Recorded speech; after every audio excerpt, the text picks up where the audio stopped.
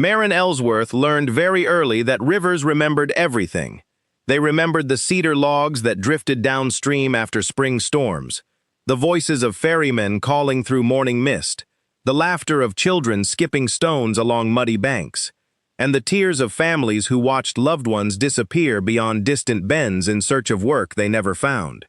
Her father often said that water never truly forgot a kindness either, and every evening when the sun settled behind the wooded hills outside the little settlement of Ash Hollow along the upper Mississippi in the autumn of 1894, he would rest his weathered hand upon the rough timber railing outside their modest cabin and tell his daughter that the world always returned what honest hands placed into it, though sometimes it took years before the current found its way back. We have all heard words spoken by people who owned almost nothing except wisdom, and somehow those were the riches that lasted longest. Marin believed every sentence because her father had never given her reason to doubt him. He repaired boats that others considered beyond saving, replacing warped planks one careful piece at a time, sealing every crack with patient hands rather than hurried guesses.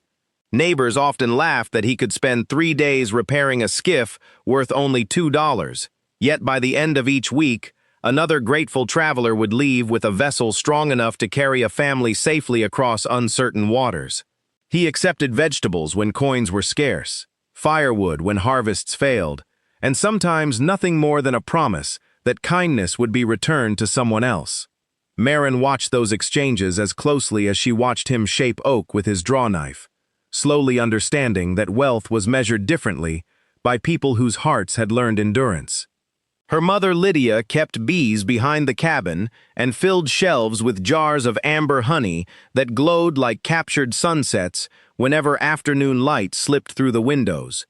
She taught Marin that every worthwhile task required quiet attention. A careless beekeeper was stung, a careless baker wasted flour, a careless neighbor lost friendships. Every lesson came wrapped inside ordinary work, until ordinary work itself became sacred. During long winters, when snow buried fences and smoke curled steadily from chimneys across Ash Hollow, the family gathered beside the iron stove, while Lydia read aloud from worn books borrowed months earlier from the minister. Marin listened to stories of explorers, inventors, settlers, and forgotten women, whose courage rarely appeared in newspapers but lingered in the lives they changed. Those evenings planted something steady inside her, something that hardship would later test but never uproot. As she grew older, she became known throughout the valley for seeing possibility where others noticed only decay. If a cracked chair arrived at the cabin, she repaired its joints. If torn quilts appeared after a difficult winter, she stitched them until they warmed another family. Children followed her because she never hurried them away. Elderly widows trusted her because she listened longer than she spoke. Even the horses seemed calmer whenever she approached with quiet footsteps and gentle hands. There are people whose greatest gift is not strength or brilliance but steadiness, and Marin belonged among them. One spring morning, a traveling surveyor stopped beside the workshop after snapping the axle of his wagon on a rocky trail. While her father shaped a replacement beam, the stranger unfolded detailed maps across the workbench. Rivers stretched like blue veins across counties Marin had never imagined. Tiny marks showed ferries, abandoned mills, forgotten settlements, and old trading posts swallowed by time. She studied every line with wide eyes until the surveyor smiled and handed her an outdated map he no longer needed. She treasured it as though it were made of gold. At night, she traced forgotten routes with her fingertips, imagining the stories hidden beneath every faded name. Her father noticed her fascination and began teaching her how rivers shifted over years, how sandbars appeared where channels once flowed, how floods erased roads while uncovering others. Knowledge, he reminded her, was another kind of compass. Years passed with gentle predictability until illness arrived quietly during one damp spring. Lydia's cough lingered longer than usual. Honey jars remained unfinished upon the shelves. Flowers bloomed while her strength faded. No doctor from the larger town could explain why simple breaths became impossible. When she finally slipped away before sunrise, the cabin felt larger than before. Not because its walls had changed, but because silence occupied every corner. Maren buried herself in work beside her father, believing that useful hands could somehow keep sorrow from hardening. Together they repaired fishing boats, ferry barges, grain skiffs, and weather-beaten canoes, while seasons continued their patient turning. Yet grief leaves invisible weight upon even the strongest shoulders. Her father no longer sang while planing timber. He paused longer beside the river after each finished repair. Still, he never abandoned the values Lydia had planted inside them. Every Christmas he delivered free repairs to widows living alone along the riverbanks. Every spring he helped rebuild docks destroyed by ice without asking payment. Maren understood that goodness required repetition rather than recognition. By the time she reached 28 years of age, nearly everyone in Ash Hollow knew her name, though few understood how deeply she carried her parents' lessons within her. That quiet reputation would matter greatly when darker days arrived, because communities often remembered character long after fortune disappeared. Unfortunately, fortune has a habit of leaving without warning. The winter of 1895 proved harsher than anyone expected. Thick ice gripped the river for weeks beyond its usual season, halting nearly all trade between settlements. Repair work vanished because boats remained frozen in place. Families who once paid promptly now struggled merely to feed themselves. Maren and her father stretched flour, beans, and smoked fish farther than seemed possible, refusing to complain because every household nearby faced similar burdens. Then, as though hardship believed one trial insufficient, an early thaw sent towering walls of broken ice crashing downstream. The flood that followed tore docks from their foundations, smashed warehouses against bridge supports, and swallowed entire workshops built too close to the water. When morning finally revealed the damage, Maren stood speechless where her father's boatyard had stood the evening before. Nothing remained except twisted beams protruding from muddy water like broken ribs. Their tools had vanished. Their lumber floated miles downstream. Years of careful labor disappeared overnight beneath the relentless current. Her father stared across the destruction without speaking for so long that Maren feared grief had stolen even his words. Finally, he whispered that rivers remembered everything, but sometimes they first demanded everything in return. The months afterward tested them beyond anything they had imagined. Insurance did not exist for humble craftsmen such as them. Wealthier merchants rebuilt first, claiming scarce lumber and hiring every available laborer. The Ellsworths found temporary work unloading freight whenever river traffic resumed, yet earnings barely covered food. Then sickness struck once again. Exhausted from months of labor and exposure, her father's lungs weakened until even climbing the cabin steps became difficult. He apologized constantly for slowing her down, although she never considered him a burden. Throughout the summer, she cared for him while accepting every odd job available, sewing clothes by lantern light, repairing chairs, mending nets, even cleaning the church after Sunday services. Every dollar disappeared as quickly as it arrived. When autumn winds returned, bringing golden leaves across the valley, her father called Maren beside his bed.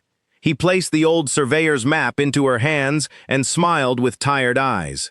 "Remember," he whispered, "people overlook what doesn't shine." They were the last words she ever heard him speak. The funeral gathered only a handful of neighbors because nearly everyone in Ash Hollow struggled simply to survive another week. They carried homemade bread instead of expensive flowers, split firewood instead of offering polished speeches, and embraced Maren with the awkward tenderness of people who wished sorrow could be repaired as easily as broken fences. After the last footsteps faded and evening settled over the valley, she remained seated beside the cold stove with the worn map folded across her lap. The cabin echoed with memories too large for its walls. Every chair reminded her of someone missing. Every shelf carried the shape of hands that would never touch it again. Grief, she discovered, was not loud. It was quiet enough to hear every creaking floorboard and every distant owl. For several weeks, she continued accepting whatever work appeared, but opportunities grew fewer with every passing day. Wealthier families hired relatives before strangers. Travelers avoided the damaged river routes. The savings hidden inside an old flour tin slowly disappeared until only 3 worn silver dollars remained beneath the cloth lining. Those coins represented every certainty she possessed. Then came the letter she had feared. The land upon which the cabin stood belonged to merchant Edwin Crowley, the wealthiest grain broker in the county, whose warehouses lined the busiest stretch of riverfront. Her father had leased the property for years under an agreement renewed every autumn. Crowley, however, had decided that riverside land had become too valuable for poor craftsmen. His clerk delivered a notice demanding immediate payment of overdue rent that no longer existed because the previous agreement had ended with her father's passing. Marin walked to Crowley's office carrying every document she owned, believing some misunderstanding could surely be corrected. The merchant never invited her to sit. He examined the papers only long enough to slide them back across the polished desk. "Business leaves little room for sentiment," he said without lifting his eyes. "You have 7 days." She reminded him that her father had repaired boats for his company many winters without charging extra during emergencies. She reminded him that her parents had maintained the property themselves. She even offered to work until every penny was repaid. Crowley merely adjusted the gold watch chain across his waistcoat and remarked that promises could not replace profitable tenants. His voice remained calm, almost bored, which somehow wounded more deeply than anger would have. 7 days later, 2 hired men removed the remaining furniture, while Marin stood silently beneath gray skies, holding the small satchel containing her clothes, her mother's pendant, her father's tools that the flood had spared, and the faded river map. The cabin where laughter had once filled every evening was locked behind a heavy chain before sunset. Crowley never appeared. Some losses arrive with thunder, others arrive quietly enough that only the person losing everything notices. Marin slept for several nights inside the church loft until she decided that pity, though kindly offered, could not become a permanent home. She earned meals by scrubbing floors, mending coats, and repairing wagon covers. Yet each morning she awoke knowing she owned nothing that tomorrow could not also take away. During those wandering days, she often walked beside forgotten stretches of river, where abandoned boats slowly surrendered themselves to moss and weather. Watching them somehow steadied her thoughts. Broken things never frightened her. One windy afternoon, she reached the neglected landing at Briar Bend, several miles downstream from Ash Hollow, where auctioneers occasionally sold damaged cargo and abandoned equipment no owner had claimed. Most buyers gathered around wagons, lumber, and livestock. Few paid attention to the rotting river barge resting half upon the muddy shore. Its deck sagged beneath years of neglect. One paddle housing had collapsed entirely. Vines crept across warped railings. Children joked that it looked more like a floating grave than a vessel. The auctioneer laughed when he announced that bidding would begin at $3 simply because hauling the wreck away would cost more than leaving it where it rested. Silence answered him. Not one hand rose. Men whispered that the hull leaked beyond repair. Others insisted it had sunk twice before being abandoned. Someone claimed it carried bad luck because every owner had lost money. Marin stood listening while the wind lifted loose strands of hair across her face. Her father's final words echoed unexpectedly inside her heart. People overlook what doesn't shine. She stepped forward before fear could interrupt wisdom. $3, she said. Several heads turned in disbelief. A blacksmith chuckled loudly enough for everyone nearby to hear.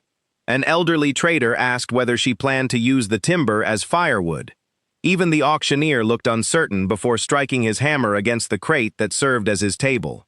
Sold. That single word changed the direction of her life long before anyone realized it. The receipt felt strangely light in her hands considering how heavy its consequences would become. She now owned a broken river barge that everyone else considered worthless, and exactly 23 cents remained in her pocket after paying the transfer fee. She crossed the narrow gangplank carefully because many boards had softened with rot.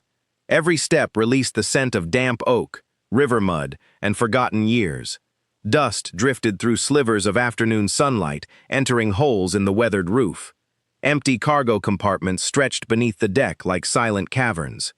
Rats had long since departed, leaving only scattered nests woven from straw and old rope fibers.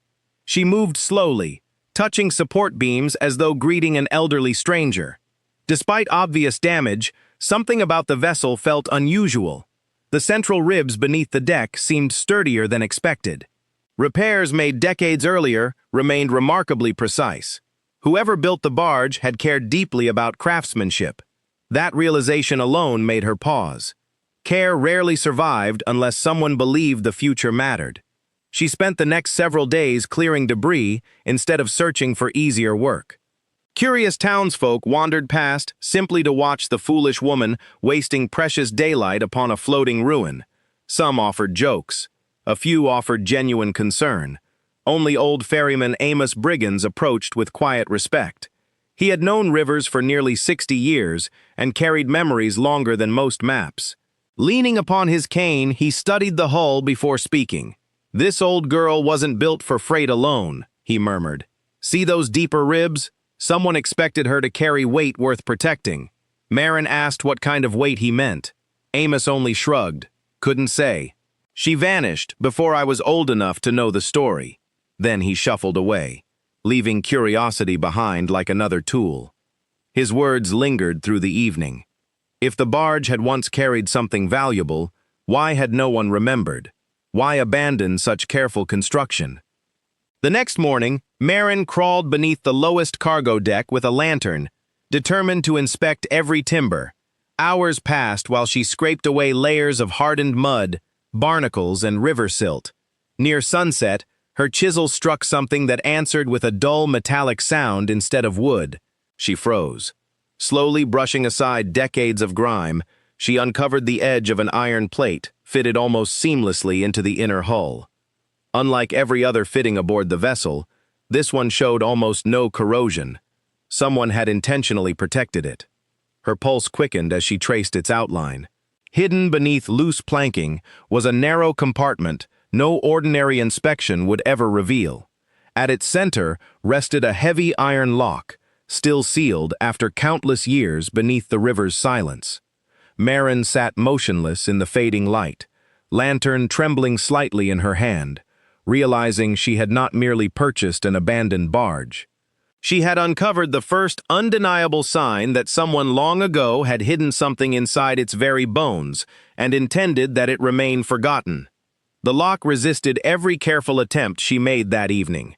Rust had spared it, yet age had hardened every moving part, until neither patience nor the small tools inside her satchel could persuade it to yield.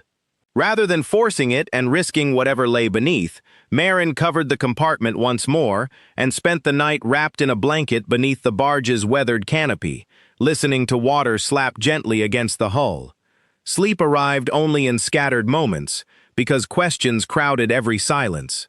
If someone had hidden valuables there, why had they never returned? If the compartment held only worthless papers, why protect it with such extraordinary care? Dawn painted the river in pale silver before she finally rose and walked toward Amos Briggins's cottage. The old ferryman greeted her with a knowing smile even before she spoke. "You found something," he said quietly. Marin nodded without revealing details, instinctively sensing that secrets should be shared carefully until understood.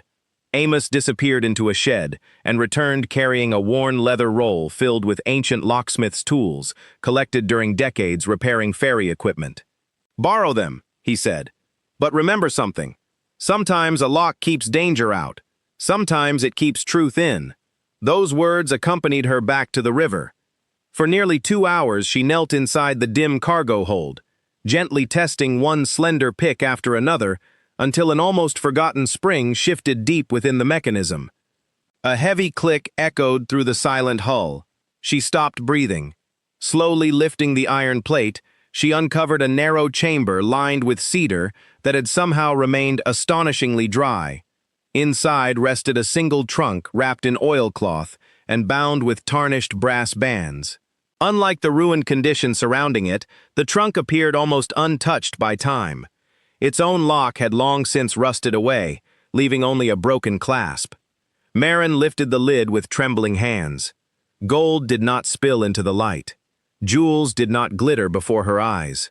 Instead, she discovered dozens of carefully bundled ledgers, rolled survey maps, sealed letters tied with faded blue ribbon, a brass compass engraved with the initials HC, and beneath them all a thick leather-bound journal whose cover bore the words, River Trust Records, 1862.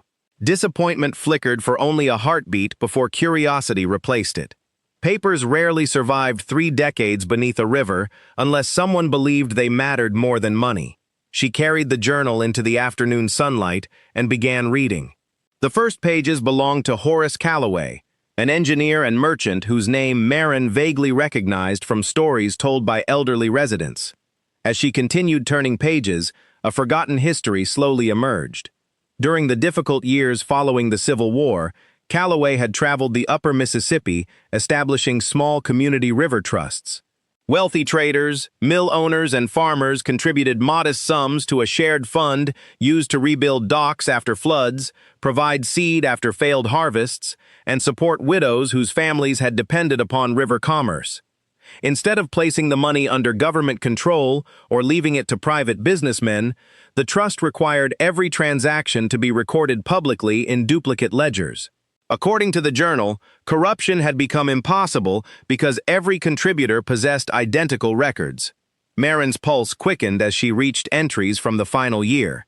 Calloway described growing pressure from influential merchants seeking control over the trust's assets. He refused repeatedly.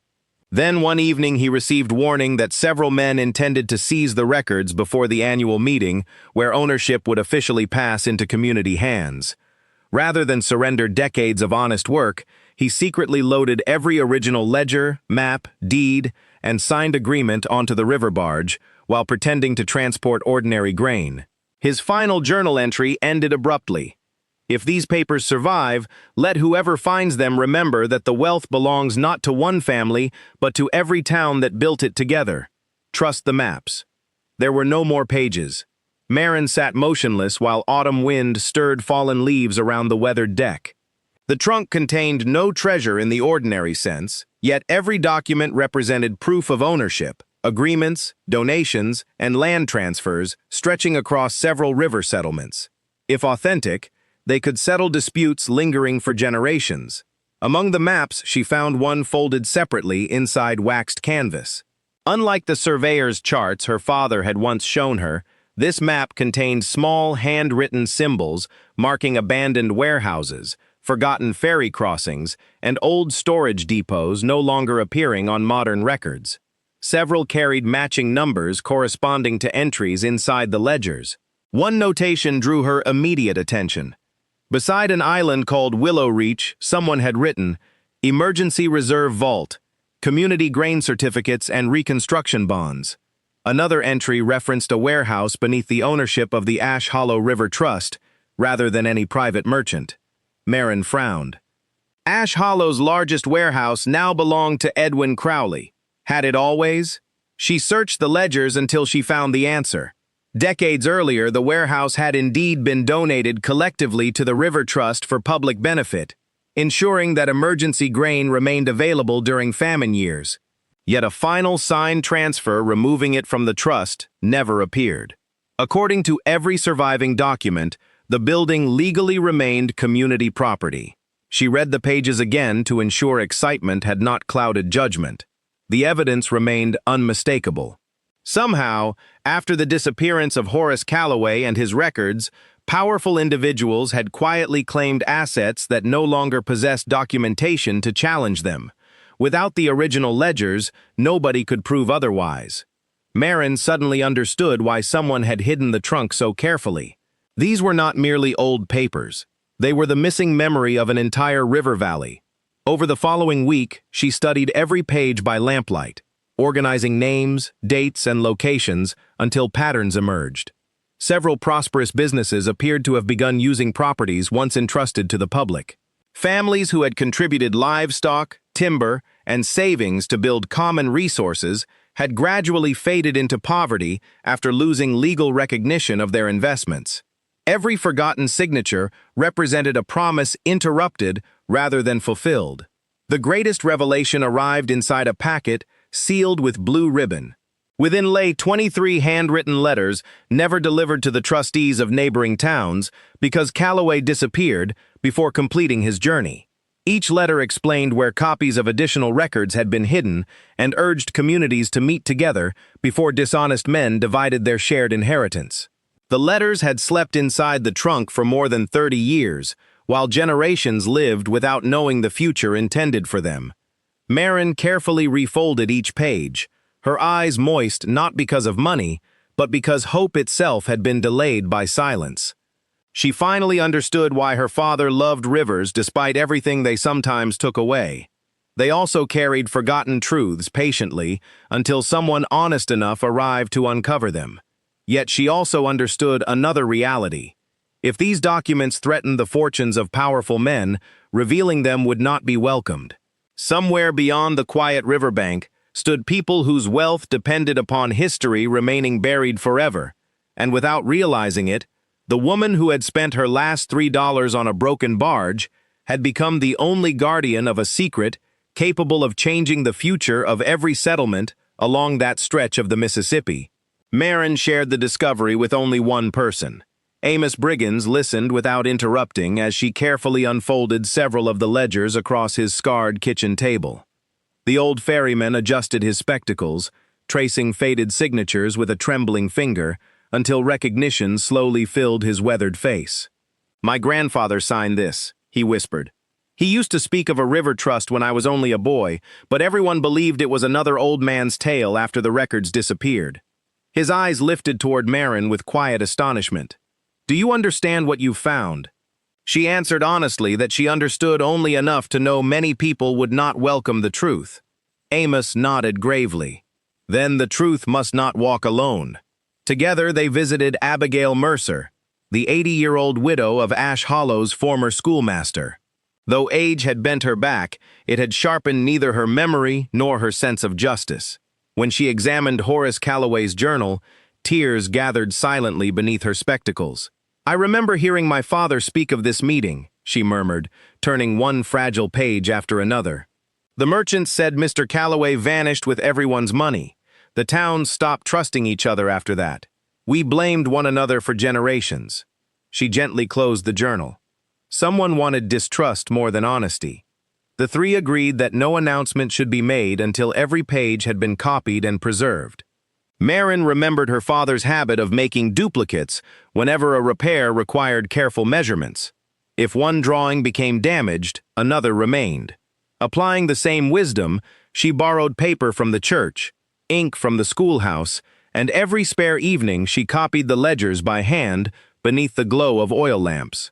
Her fingers cramped, her eyes burned. Yet line after line, name after name, the forgotten history returned to life. Children delivering milk often found her still writing after midnight. They assumed she was composing letters. In truth, she was restoring the memory of an entire valley. Meanwhile, whispers began spreading through Ash Hollow. People noticed strangers lingering near the abandoned landing where the barge rested. One morning, Marin discovered muddy boot prints inside the cargo hold where none had existed the evening before. Nothing appeared missing, yet someone had searched hurriedly through empty compartments. She immediately removed the trunk from its hiding place and concealed it beneath loose floorboards inside Amos Briggins' woodshed, wrapping every document carefully against dampness. Her caution proved wise.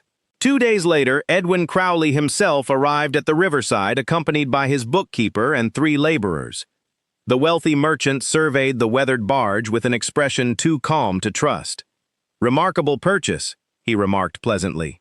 "I hear you paid $3. Marin answered that she had.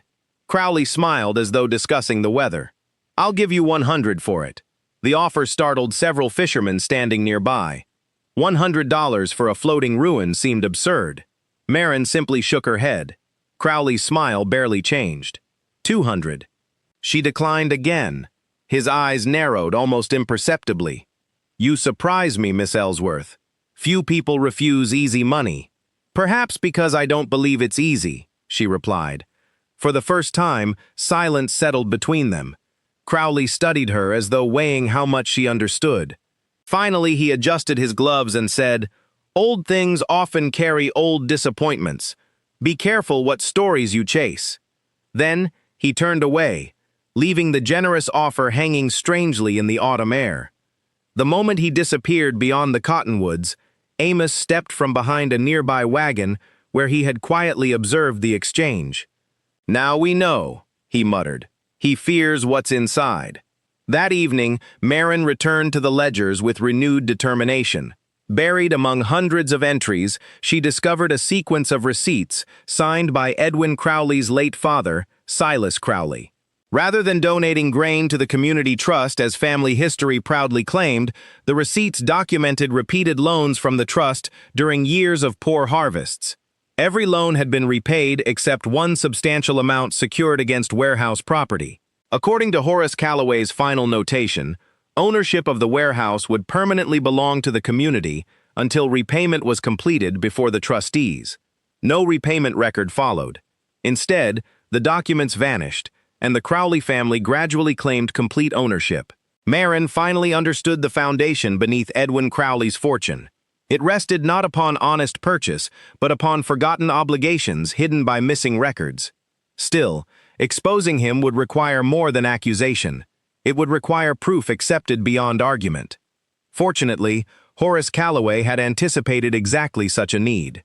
Folded inside the final envelope, sealed with blue ribbon, lay a notarized charter bearing the embossed seal of the County Circuit Court, establishing the River Trust as a legal corporation whose surviving trustees possessed authority to reclaim communal property if original records resurfaced. 3 trustee families still had descendants living within neighboring settlements. Their names appeared clearly beside witness signatures. Marin and Amos spent the following week traveling by borrowed wagon from one riverside village to another. In Pine Crossing, they found Hannah Doyle, granddaughter of trustee Patrick Doyle, who nearly fainted upon seeing her grandfather's unmistakable signature. In Red Bluff, they located retired miller Elias Porter, whose mother had spoken throughout her life of missing trust records no one believed existed. Each family opened dusty trunks, church Bibles, and old lockboxes, producing scattered letters that perfectly matched Horace Calloway's handwriting. Piece by piece, independent evidence confirmed the authenticity of the trunk's contents. News traveled quietly through conversations held on porches, inside feed stores, and beside church steps. Hope, once dismissed as impossible, began moving along the river faster than steamboats, Crowley noticed. His warehouse foreman suddenly demanded proof of ownership from tenants renting storage space. Surveyors appeared measuring property boundaries no one had questioned for years. Several longtime workers quietly lost their positions after speaking too openly about old community stories. Fear drifted across Ash Hollow like approaching rain. One stormy evening, Marin returned to the barge after visiting Abigail Mercer. She immediately sensed something wrong. The gangplank had shifted slightly. A lantern she always left hanging inside the entrance lay upon the floor. Footprints crossed fresh mud toward the concealed compartment beneath the hull. Whoever entered had searched thoroughly this time. Fortunately, the trunk was gone, yet the empty chamber now stood exposed, its iron plate forced completely open. A folded note rested upon the floorboards weighted by a smooth river stone. She unfolded it carefully. Only 6 words appeared in neat handwriting. "Some things are better left buried forever." No signature followed. Marin read the message twice before quietly placing it into her satchel. Fear certainly visited her heart that evening, but it did not remain. She thought of her father rebuilding boats others abandoned. She thought of Lydia patiently tending bees through every difficult season. Most of all, she thought about families whose futures had quietly disappeared because truth had been hidden beneath silence. The current had carried Horace Calloway's trust through more than 30 years of darkness until placing it into her hands. She could not return it to the river now. As dawn approached, the woman who had once believed she possessed nothing except 23 cents and an abandoned barge realized she carried something far more valuable than wealth. She carried undeniable evidence that an entire community deserved its history back, and no warning slipped beneath a door or left inside a broken hull could persuade her to surrender it before the river finally returned what honest hands had entrusted to its keeping. The following Sunday dawned clear and cool. The kind of mourning that persuaded nearly every family in Ash Hollow to attend church before beginning another week of labor. Marin waited until the final hymn faded, before stepping quietly toward Reverend Josiah Whitcomb. Rather than asking him to announce her discovery immediately, she requested permission to gather representatives from the neighboring river settlements inside the meeting hall after the afternoon meal. The minister had known her family since childhood. He noticed the seriousness in her voice and agreed without pressing for explanation. By noon, word had spread that descendants of the old trustee families wished to present forgotten records concerning the valley's history. Curiosity filled every bench. Farmers arrived, still wearing dusty boots. Shopkeepers closed their doors an hour early. Fishermen tied their boats before climbing the hill toward the church. Even Edwin Crowley entered shortly before the meeting began, accompanied by his attorney, Horace Baines, whose polished spectacles reflected the afternoon sunlight. Neither man smiled. Marin stood before the gathering with Horace Calloway's journal resting gently upon the table beside the copied ledgers she had spent countless nights reproducing. She spoke slowly, not with accusation but with gratitude for everyone willing to listen. She explained how the abandoned barge had revealed a hidden compartment, how the cedar-lined chamber had preserved a locked trunk, and how the trunk contained records believed lost for more than 30 years. Murmurs swept through the room, yet no one interrupted. Then Abigail Mercer rose from her chair and testified that she recognized Calloway's handwriting from letters preserved by her late father. Hannah Doyle followed, presenting family correspondence that matched the journal exactly. Elias Porter unfolded an aging trustee certificate discovered inside his mother's Bible decades earlier, but never understood because the supporting records had vanished. One witness became three. Three became many. Piece after piece fitted together with remarkable precision. Finally, Marin opened the original charter, bearing the county seal, and carefully read aloud the passage, declaring that all trust property remained in community ownership until lawfully transferred before the elected trustees. When she finished, silence settled over the room. Edwin Crowley stood deliberately. "Interesting stories," he remarked evenly. "Old papers can be forged. Memories become unreliable. My family has owned the Ash Hollow warehouse for decades without challenge." Before Marin could answer, Amos Briggins slowly climbed to his feet. The elderly ferryman removed a small brass key from his pocket and placed it upon the table. "This belonged to my grandfather," he said. "He always claimed it opened the trustee records that disappeared with Horace Calloway. Yesterday, Miss Ellsworth discovered the lock it fits." Marin carefully produced the heavy iron lock removed from the hidden compartment beneath the barge. Amos inserted the key. It turned smoothly with a single quiet click. An audible gasp passed through the hall. Even Crowley's attorney leaned forward in surprise. Abigail then produced one of the unopened blue ribbon letters addressed to her father's family, its wax seal still unbroken after 3 decades. Before everyone present, Reverend Whitcomb carefully opened it and read Calloway's words aloud. The letter described his fear that dishonest businessmen intended to seize trust property by making the records disappear. It specifically warned that the Ash Hollow warehouse might be claimed illegally if the original ledgers never reached the trustees. Crowley's expression hardened. "Coincidence," he replied sharply. "Nothing more," Marin answered calmly. "Then perhaps the county clerk can explain the final piece." The rear door opened almost as she finished speaking. County Clerk Walter Henning entered carrying a large leather ledger borrowed from the courthouse archives after receiving Marin's request 2 days earlier. He apologized for arriving late, then turned directly to a page dated 32 years before.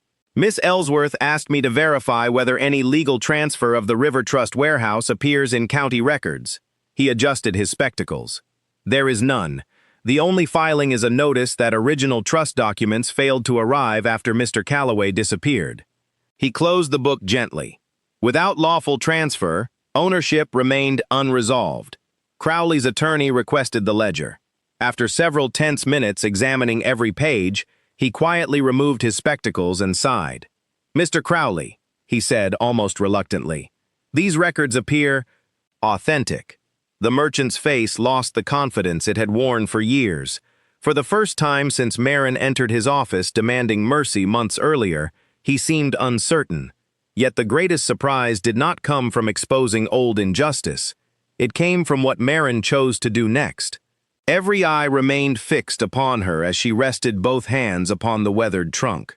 She could have demanded compensation. She could have claimed reward money, ownership rights, or public praise.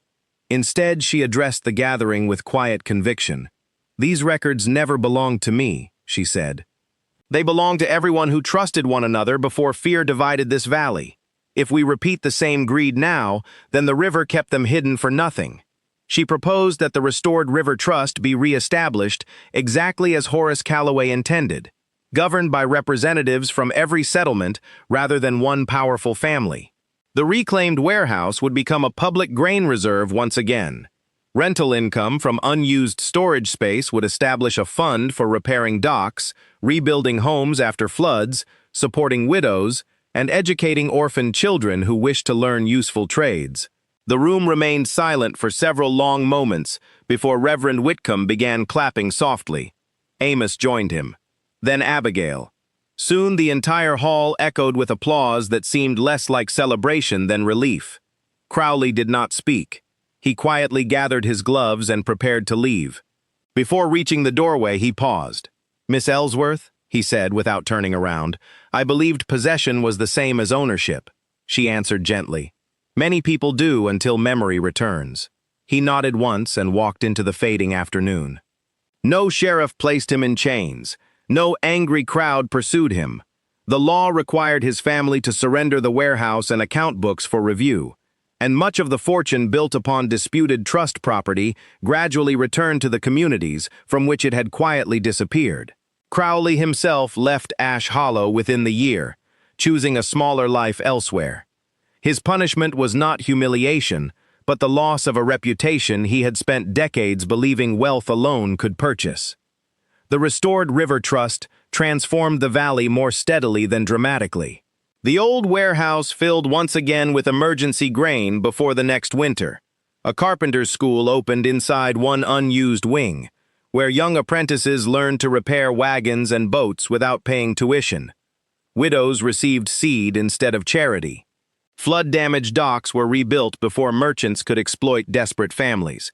The greatest symbol of renewal, however, remained the broken river barge. Rather than dismantling it for lumber, the community repaired it together using timber donated from every settlement that had benefited from the trust. Children sanded loose planks under careful supervision. Blacksmiths forged new hinges. Boat builders restored the hull exactly as Marin's father would have done, preserving even the hidden compartment beneath the deck, as a reminder that truth sometimes survives in the quietest places. When the work was finally complete, the vessel no longer carried freight. Instead, it traveled the river, displaying copies of Horace Calloway's journal, the original charter, and the restored ledgers, so every town could remember the history that had nearly vanished forever. Wherever it docked, elderly residents brought forgotten stories. Young people listened. Communities once divided by suspicion began sharing tools, harvests, and labor again. Marin never accepted ownership of the barge beyond its legal title. At the first annual meeting of the Restored River Trust, she transferred it into community care for the same price she had paid, $3, insisting that the symbolic payment remain recorded forever in the minutes. Everyone laughed softly, understanding that the cheapest purchase in the valley had become its greatest gift. Years later, travelers crossing the upper Mississippi often ask how Ash Hollow had recovered from decades of hardship while neighboring regions struggled. Local children always pointed toward the restored barge tied proudly beside the public dock and answered with the same simple words. Because one woman believed broken things still remembered their purpose. As the years quietly unfolded, visitors often asked whether the greatest treasure hidden inside the broken river barge had been the ledgers, the deeds, or the rights to the warehouse. Those who truly knew the story would simply smile and point toward the river, where the restored vessel still floated proudly beneath the morning sun. The greatest treasure had never been locked inside the trunk at all. It had been the courage of one ordinary woman who chose honesty over wealth, service over comfort, and hope over fear. Marin Ellsworth had begun her journey with only $3, an aching heart, and nowhere to call home. Yet by believing that forgotten things still held purpose, she restored not only her own future, but the future of an entire valley. Long after her own footsteps faded from the muddy riverbanks, children would hear her story from their grandparents. Craftsmen would remember her whenever they repaired what others abandoned, and travelers would pause beside the old barge to remind themselves that the finest legacies are not measured by what we keep, but by what we return to others. And so the river continued its endless journey, carrying boats, seasons, and memories toward distant horizons, while quietly guarding the story of the woman who proved that sometimes the smallest purchase can uncover the greatest inheritance, and that what the world calls broken is often only waiting for the right hands to reveal its true worth.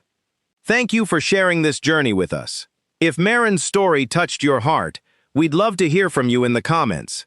Tell us about a time when you discovered unexpected value in something, or someone, that others had overlooked. If you enjoy heartfelt frontier tales filled with mystery, resilience, and hope, please like this video, subscribe to Berry Tales, and turn on the notification bell so you never miss another unforgettable story. Until our next journey together, take care of one another, keep believing in hidden possibilities, and as always, stay close.